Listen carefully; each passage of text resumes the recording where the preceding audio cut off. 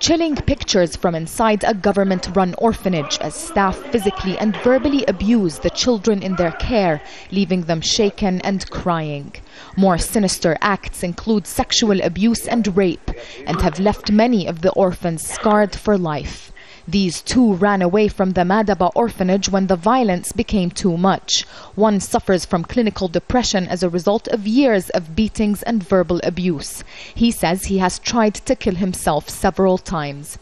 The other has been diagnosed with an anxiety disorder after being sexually abused. I lived in government-run orphanages, and I'm one of the orphans who was beaten and sexually abused by the supervisors and some of my older peers at the orphanage. That's why I left the center. Such is the climate of fear that nearly all complaints received come from the children themselves, but only after they have left the institution. The vast majority of complaints about physical, psychological and sexual abuse have been filed by orphans living behind the walls of this government-run orphanage. Only some of these cases have been referred to the Prosecutor General and are believed to have been caused by underqualified supervisors in the facility. A recent independent study found that 13% of orphanage supervisors were only educated up to secondary school level, while 15% didn't even have that qualification.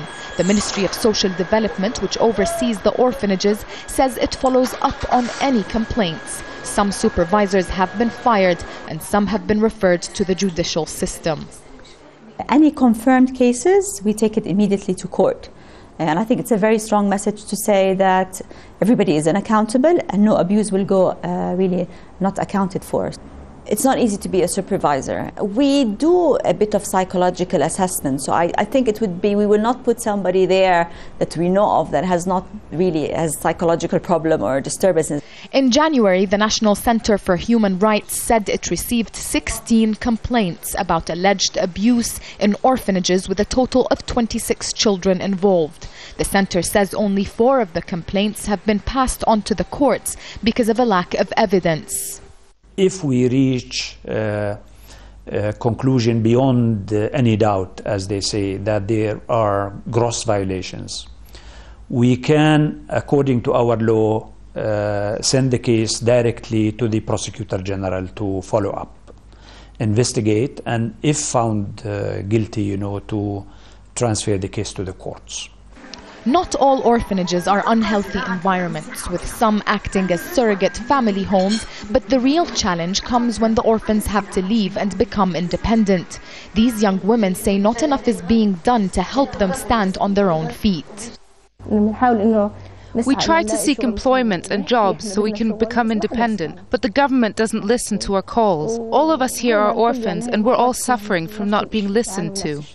In a conservative society where abandoned children, some born out of wedlock, are looked down upon, it's difficult to secure the necessary funding to provide them with the quality of life and care they need.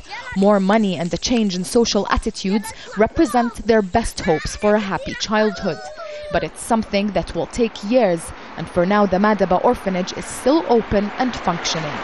Nisreen EL-SHAMAYLEH, Jazeera, Madaba.